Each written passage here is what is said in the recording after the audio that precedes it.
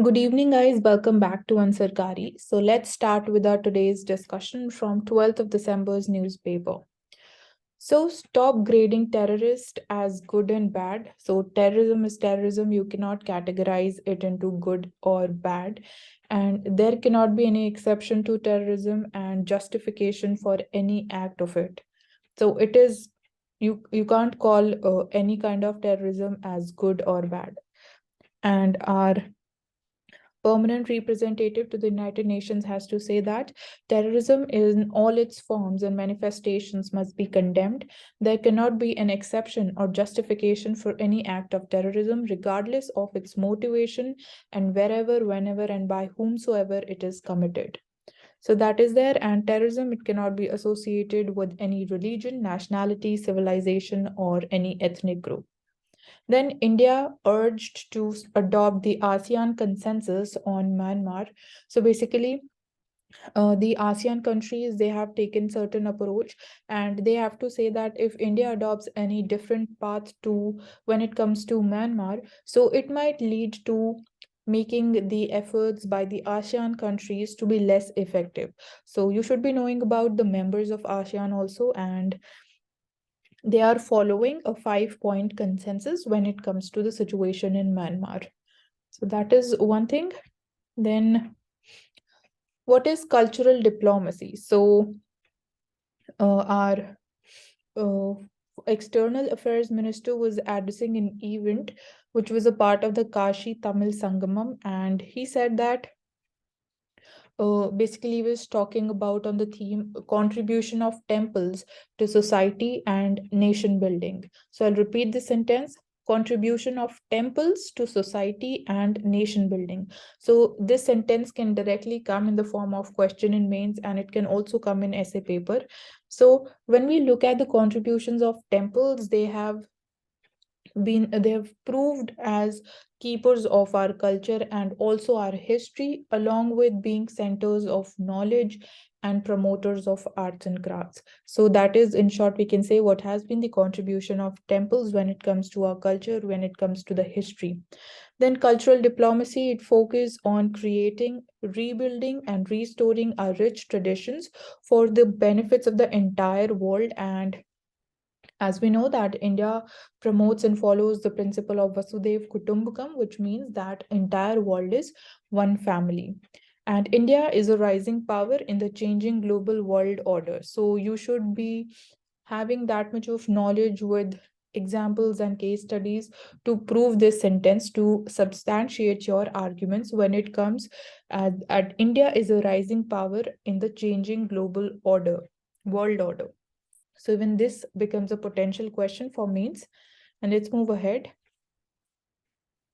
So you can see the beautiful view of Mysuru Palace in front of you, which is being prepared for the Festival of Flowers. And yeah, so talking about a new songbird, which is the gray-bellied wren babbler, and it has been named after the Lisu, which is the local community in Arunachal Pradesh.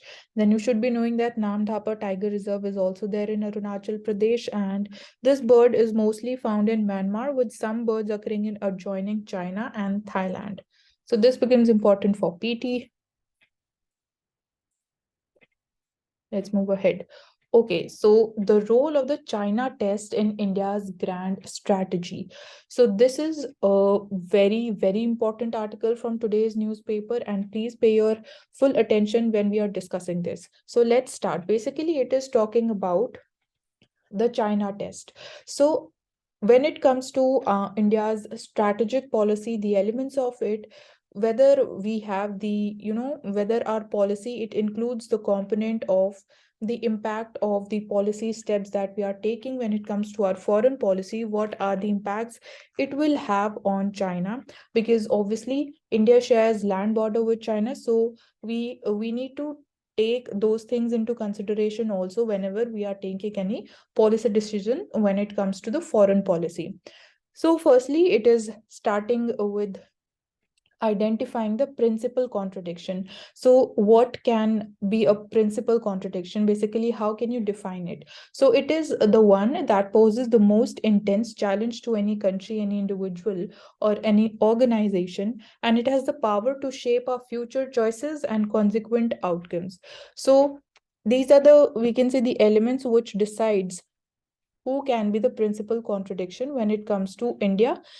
It is saying that China is the contemporary India's principal strategic contradiction, and there are other challenges also which are categorized as secondary challenges. So, what are secondary challenges to India? That includes Pakistan, internal insurgencies, and difficulties in relations with our neighbors. So, all of these fall in the secondary contradictions category. And principal contradiction includes China.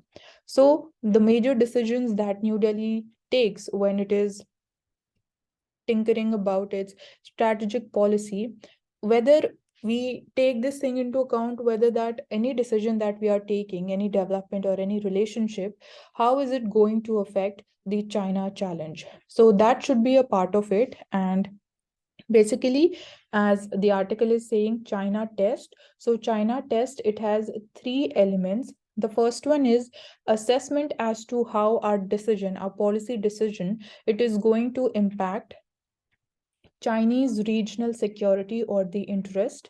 Second component is that assessment of our India's decision when it comes to what is going to be the impact on the secondary contradictions.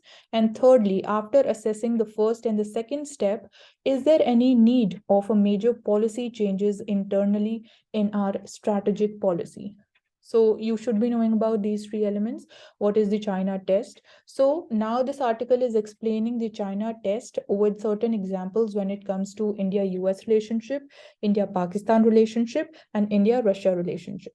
So what are the questions in front of India, and what are the options we have, and what is going to the best way forward? So we'll be dealing with all these three aspects with the help of these examples. So firstly, we'll be taking up the India-US relations. So we know that earlier our relations with US were complicated, but now increasingly they are getting normalized and they are interest driven. So it appears from the 2020 LSE standoff with China, it seems that it was perhaps a consequence of India's growing proximity to the US. So it could be one of the reasons behind that standoff. Now, the question in front of India is, should New Delhi temper its relations with US? Basically, should we maintain some distance with US?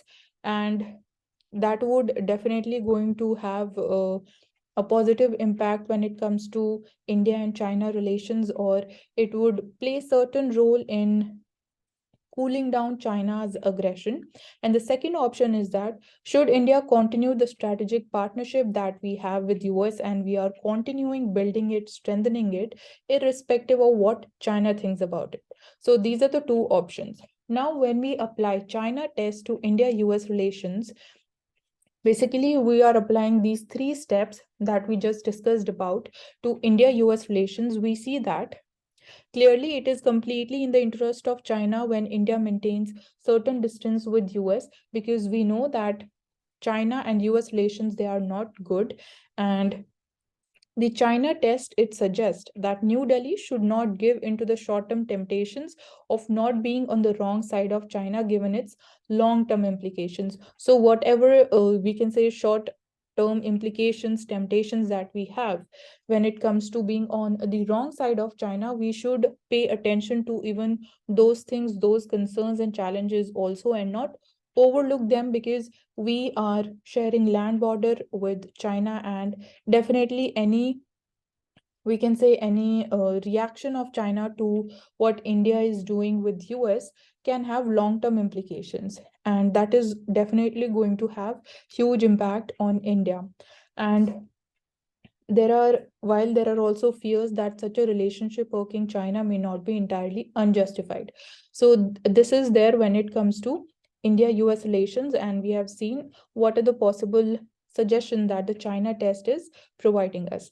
Now, the second question that I said is that we'll be looking at the India-Pakistan relation and how shaping those relations would enable us in tackling China. So does making relative peace with Pakistan is going to help India better deal with China or not? That is the question in front of us. So the answer is, according to the author of this article, he feels that yes, we need to like maintain some amount, or we can say relative peace with Pakistan, because it is going to help India in dealing with China in a better way. We'll be in a better position. And it says this, the reason that it is providing is that the best case scenario is that India it is vigorously preoccupied with Pakistan, which ensures that India is not focused on the growing threat from China. So this is, I hope you've understood. Obviously, we are paying much attention towards the India-Pakistan border because we are preoccupied there. We have terrorist threats coming from that side. So we are paying like much attention, and we are devoting much of our time to ensuring security along that border. So this gives China the opportunity to take advantage of it, and it would have the role, and it would be taking certain steps to ensure that India's primacy in South Asia is reduced, India's importance, India's role in South Asia gets reduced, and China becomes a dominant power in this region. So this would be an opportunity to China if we are preoccupied with our Indo-Pakistan relations. So that is the reason that we should be moving ahead in maintaining relative peace with Pakistan. So, what India should actively seek is not a balance of power in South Asia with Pakistan, but it should be balancing Chinese power in Southern Asia. So, that should be the focus. And similarly, when we talk about the growing Pakistan and US relations, even that is beneficial for India, because if that is there and things are moving in the right direction when it comes to the Pakistan and US relations, it would prevent Pakistan from completely being dependent upon China. So that is one thing, and that is beneficial for India. And a Pakistan which is engaged with US and the West is better for us than a Pakistan who's shunned by the US and the West, and it is more involved and more dependent with China. So that is also one of the factors when it comes to India-Pakistan relation and Pakistan-US relations also. Now we'll be talking about the third example, that is in the context of India-Russia relations. So in the wake of the current war, the Russia-Ukraine war, India-Russia relations, they are being doubted, they are being debated in the world around today. And now we'll again apply the China test to India-Russia relations. So we see that the logic behind India-Russia relations in the face of the Western pressure on India to decouple from Moscow. So even the West wants India to maintain certain kind of distance from Russia given the Russia-Ukraine war. So the question in front of India is that does continuing its relationship, that is continuing the India-Moscow, that is India-Russia relationship, will help New Delhi better deal with China challenge? Now the answer, there are several answers to these questions. So it says that the US and its allies, they would like India to stop engaging with Moscow and condemn its aggression against Ukraine. But as of now, India has not refused to do so far. Basically, India has not spoken out openly when it comes to the war between Russia and Ukraine, the attack which has been conducted by Russia on Ukraine, and there have been loss of human lives. So India has not clearly not clearly spoken about this. So this is one thing which West wants from India. And there is also the growing proximity between Moscow and Beijing. So there is a growing, we can say, growing relationship and strengthening of relationship between Russia and China also, which reduces the robustness of India-Russia relations. But let's consider if New Delhi was to completely break away from Russia, what is going to happen, or what are the possibilities that would be there if we completely break our relations or maintain distance with Russia? So as a consequence, we'll be seeing that this will completely play in favor of China. How? Because Sino-Russian cooperation, it is likely to strengthen given India would be maintaining distance with Russia. So this is one thing, the relation that would become a much more stronger. And New Delhi, it the benefits that are like we are taking advantage of when it comes to Russia is that we are getting discounted oil from Russia and cheaper defense equipment. And in the past also, when it was about importing the S-400 air defense systems, even then USA had imposed sanctions on several countries who were in the dealings of, buying the S-400 air defense missiles, and that were not imposed on India. That is different thing, but yeah. So even US is, you can say, maintains constant eye on how are the like Russia relation changing with different world countries. So that would be the second disadvantage, or we can say that the kind of harm that will be causing to ourselves, to our economy. So also Russia, it supports India in United Nations Security Council, and it has been understanding the New Delhi's political sensitivities more than our Western partners, that is the US. So these are the benefits that we have right now when we are maintaining a good and cooperative relationship with Russia. And if we break that, then obviously India is going to get hampered because of that. And on the other side, China will maintain, and it is likely to strengthen its relation with Russia. So India is going to be at loss on both the sides. So it could also push Moscow towards Pakistan, also with or without some nudging from Beijing. So this is also one of the possibilities. And China will get a free hand in Central Asia too when we maintain distance with Russia. So these are, we can say, several repercussions that are possible to happen if India takes this step of keeping some distance or breaking its stronger relations with Russia, because Russia has proved to be an all-weather friend for India. Even in times when US was not standing with India, Russia was always there for us. And for New Delhi, the message is that from China test, we get the message that the smart balancing in Southern Asia and beyond must form a key element in India's grand strategic planning and decision making. So I hope you have clearly understood this article, and you can again revisit it. You can again watch the video, repeat it, and also read it once on your own, and you'll have a clear understanding of it, because it is, you should be knowing about all these things very clearly in a crisp manner. So this is there, and let's move forward. So the narrative of post-truth world.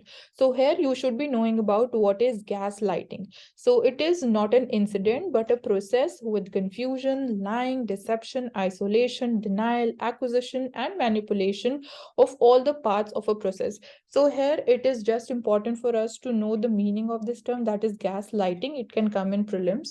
So it is basically not directly, making things, we can say, not lying as in directly, but indirectly you are trying to, hide things and telling lies. So that is, we can say, in short, the meaning of gaslighting. And let's move ahead. So consumers worried about income, but they're less worried about the economy. So we see the data, the graph from the RBI's consumer confidence survey, and over 50% of the people, they continue to be pessimistic about the general economic situation in India, according to this the consumer confidence survey. So looking at the graph, the first graph, it shows the share of the respondents who said that the general economic situation worsened and it will still worsen in future. So we see that people who say that it will more worsen in future in coming times, they have declined to 36%, but still 55%, they still believe that the it is still, like lesser number of people, they now feel pessimistic, but the number is still high, so it is above 50%. And another graph, it shows that the respondents who said their employment scenario, it worsened compared to a year ago, and it is still going to worsen in next 1 year. So even people who feel this, they have declined, but still the number is again high, it stands at 49%. And respondents who said their income levels worsened compared to a year ago and it will worsen in the next 1 year again, that the number stands at 33%. And talking about the price levels increased compared to year ago, and the increase in next, they will still increase in the next year. So that number is very high. It stands at 95%, and people who feel that the prices, they are still going to increase in future, even that number has increased and it stands to 82%.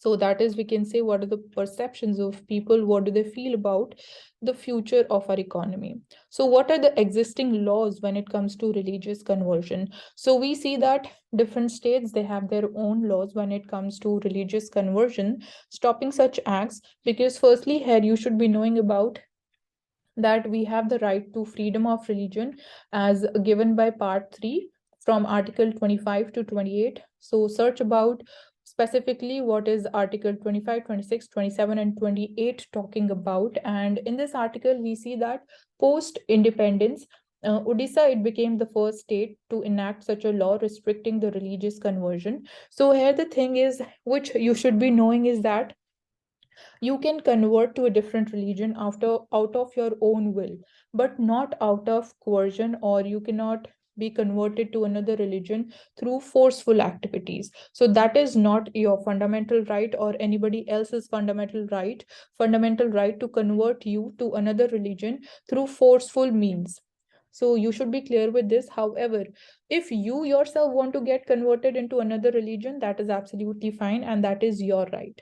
Then there is one more thing, that the laws that are there in different states regarding this thing, they say that it contains a provision which says that you need to, like, you need to give a notice of 1 month to the district magistrates if you want to get converted to another religion. So basically the court is saying that this is leading to violation of the person's right when you have to inform the DM about your decision to get converted into another religion. So that is the thing that is being questioned here. And you should be knowing what is end-to-end encryption. So end-to-end encryption, it is a communication process that encrypts data being shared between two devices. So suppose we take the example of WhatsApp. So you might have seen in the advertisements of WhatsApp, it focuses on this end-to-end encryption, and it prevents the third parties, which is cloud services providers, internet service providers, and cyber criminals from accessing the data while it is being transferred. So when you are chatting with someone, it is not possible to, intercept or basically hack the data, or basically your data remains safe when it comes to end-to-end encryption, and it transforms the standard text into an unreadable format. So that's how your data remains safe. And also the right to privacy can also be talked about in this context. And yeah, the government is also bringing up the data safety bill also. So you should be knowing about all these developments. So we talked about that the G20 forum, it has two tracks basically. One is finance track, and the another one is the Sherpa track. So when we talk about the finance talks that are going to begin from tomorrow, so sorry, basically it is talking about what is going to be the agenda of the finance track. So there will be taking up the issue of crypto regulation, and other things included are advancing the international taxation agenda, managing the global debt vulnerabilities, advancing financial inclusion, productivity gains, financing from climate change and sustainable development goals, and financing cities of tomorrow. So these are going to be the points and the things that are of importance and which are going to be discussed under the G20 finance track.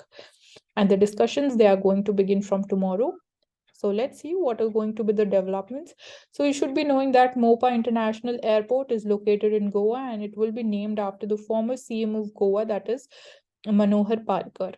So that is one development, and you should be knowing about the location.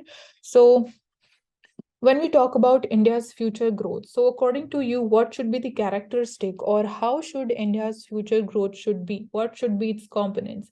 So firstly, the growth, it should be driven by job creation, and it should promote more equality. Given there are several theories in economics which says that initially with increase in economic growth, the income inequality increases.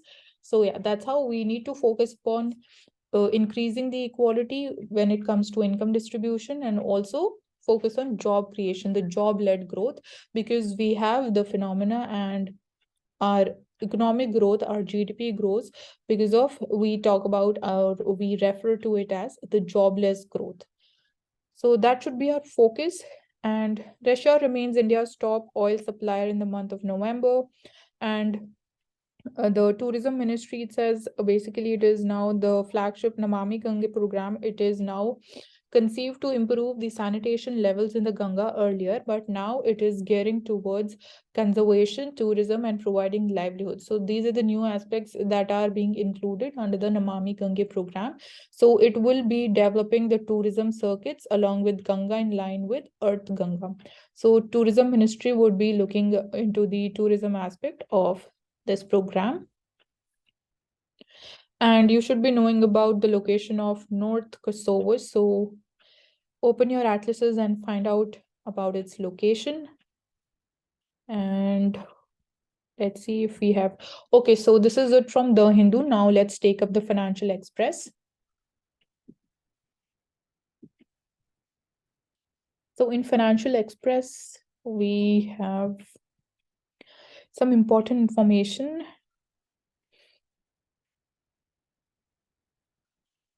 Okay, so looking at what has been the role of public sector when it comes to capital expenditure. So firstly, before looking at the data here, you should be clear with the meaning of what is capital expenditure and what is revenue expenditure. Now we'll be looking at the role of public sector. So the gross fixed capital formation, that is basically the investment by the public sector, it has increased from 21% to 26% during the period. And in fact, public sector spending led by both the center and the state governments, it has supported the infrastructure spending and offsetting the slowdown in the private sector. So when it comes to the role of private sector, when it comes to their investment level, that has seen, we can say, a little decline, but then we can say that public sector comes into the picture, and it has played an important role in the gross fixed capital formation, and also the role of households have also reduced. So when we look at this graph, you'll be seeing that yellow portion is showing the share of the private sector. So over a period of time, you can say that initially it increased to even 41, but now it stands at 35. And looking at the share of public sector, it has been within the range of 21% to 26%, but looking at certain previous year figures, we see that it has increased to 26% now, and the share of the households has also reduced. So it stands at 39%. So it was most of the time it was around 44 to 40%, but now it is at around 39%. So that's how we can say the share of different sectors when it comes to investment in India. And we can say it has been the government which has increased the share from 21% to 26%. So let's move ahead. What else do we have to discuss? Also, we can find the link of the PDF in the description box. So you'll be getting more crisp information there about the newspaper. So India can be global data center hub. So we'll be looking at what role can India play when it comes to creation and having data center hubs. So as of now, where does India stand? So India is well poised to be a global hub for data centers focused on cloud computing with a projected growth of $8 billion by 2026, riding on technologies such as artificial intelligence, machine learning, and analytics. And in terms of the compound annual growth rate, over 2019 to 2025, India is expected to grow at 5%, which is double the speed than the rate at which we can say the globally how this industry is growing. So India is growing at double the speed of that. And what can be the key growth drivers when we talk about the data center hub, the data center industry in India? So the growing demand for data and high bandwidth capacity, especially due to increasing mobile phone users, is one of the, we can say, one of the factors which can play an important role in the expansion of this area of this sector. And second is the rapid adoption of cloud and digital transformation by the Indian companies, Thirdly is the operational and development cost advantage. So you should be knowing these three factors. I'll repeat them again. Firstly, the demand is increasing for data in India. There is high bandwidth capacity, which is especially increasing due to the increasing mobile phone users. Second is the rapid adoption of the cloud and the digital transformation technologies in India. And second, it comes to the cost, that is operational and development cost advantage. Basically, the cost in India is less, so that becomes one of the advantage. And there is one more thing to be discussed. Okay, so we'll be talking about with the new feature that the UPI is coming up with. So that is called the single block multiple debits. However, we have talked about this in previous video, but we'll be taking up this in a little detail today. So right now, at least 50% of the payments, they are happening in cash when it comes to e-commerce transactions.